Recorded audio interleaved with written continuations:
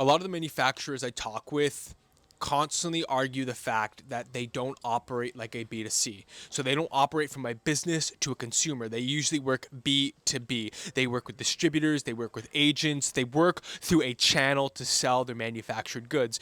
And that will completely change in the next half decade to decade.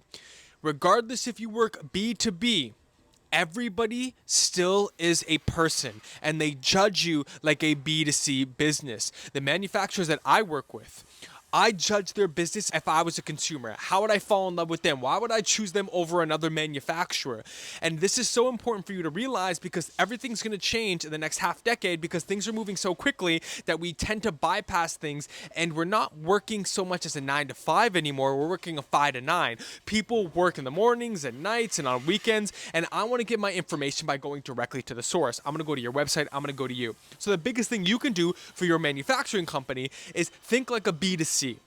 Even though you're still operating on that B2B route, you're working with businesses and you have to talk to executive teams and you have to work with distributors or however your sales channel works, recognize that you're still talking to people. So how can you make that person fall in love with your brand the same way a B2C makes a person fall in love with their brand? It's the same thing for B2B. You're in competition with other business owners. If you're always talking technobabble, always talking about your product and what you can do and how fast you can deliver, that's great.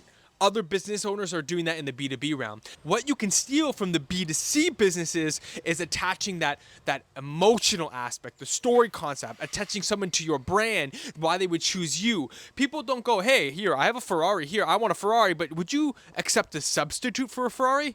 No, people want the Ferrari because of the brand. People want to work with your manufacturing company because of the brand. And working on a brand takes time and understanding for you to speak like a B2C business, not a B2B. Regardless if you are B2B or B2C, everything's going to change.